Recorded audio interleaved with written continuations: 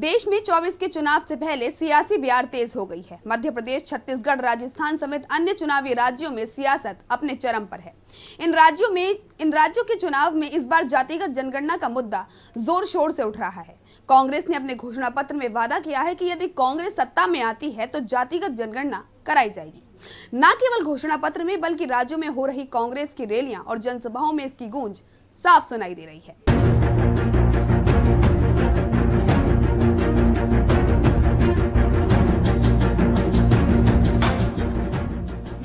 चुनाव में पार्टियां खेल रही ओबीसी को साधने वाला कार्ड, कांग्रेस का जातीय गणना, बीजेपी का ट्रिपल एम फॉर्मूला राग, हार जीत में जातीय समीकरणों का अहम किरदार, ओबीसी की नाव में बैठकर होगी चुनावी बैतरणी पार। मध्य प्रदेश, छत्तीसगढ़ में 17 नवंबर और राजस्थान में 25 नवंबर को मतदान होना है।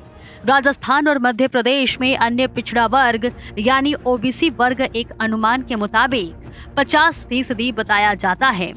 छत्तीसगढ़ में ओबीसी वर्ग 44% के करीब होने का अनुमान है।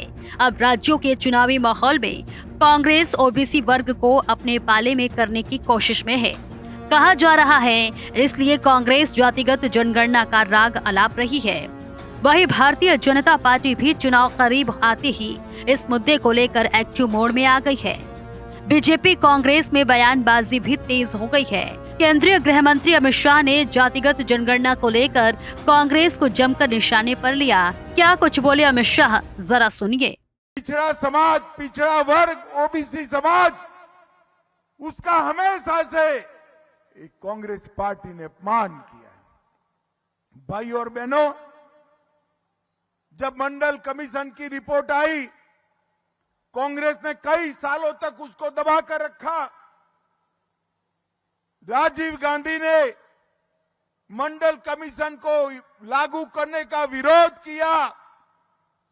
70 साल तक पिछड़ा वर्ग आयोग को संवैधानिक मान्यता नहीं दी। बीजेपी कांग्रेस के जातिगत जनगणना के दाव पर ट्रिपल एम फॉर्मूला आजमाती नजर आ रही है। अब आप सोच रहे होंगे वो कैसे? भाजपा का ट्रिपल एम फॉर्मूला है मोदी, मंत्रियों की संख्या और मंडल कमीशन।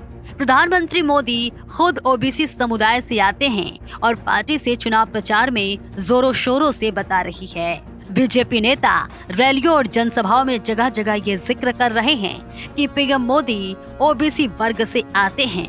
साथ ही ओबीसी मंत्रियों पर अमित शाह ने एक जनसभा को संबोधित करते हुए बताया कि मोदी सरकार में 35% से ज्यादा मंत्री ओबीसी वर्ग से हैं। गृह मंत्री अमित शाह ने ओबीसी मंत्रियों की संख्या और ओबीसी को लेकर सरकार की उपलब्धियां गिनवाई।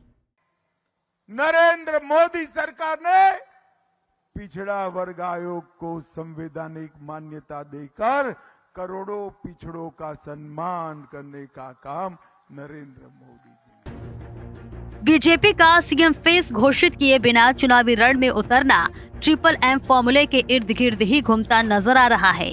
राजनीतिक विश्लेषकों की माने तो मध्य प्रदेश में शिवराज सिंह चौहान ओबीसी वर्ग का बड़ा चेहरा है, लेकिन छत्तीसगढ़ और राजस्थान में भूपेश बघेल और अशोक गहलोत के सामने बीजेपी के पास कोई बड़ा चेहरा नहीं है। बीजेपी का बिना सीएम फेस चुनावी रण में उतरने की एक वजह यह भी बताई जा रही है। कांग्रेस का जातिगत जनगणना का दाव और बीजेपी का ट्रिपल एम फॉर्मूला कितना सही साबित होता है और किसको कितना फायदा होगा, कौन ओबीसी वोटरों को साधने में कामयाब रहेगा, ये चुनाव के नतीजों के बाद ही साफ हो पाएगा। ऐसी देश और दुनिया की तमाम अपडेट्स के लिए जुड़े रहिए हमारे साथ और देखते रहिए हिंदी खबर।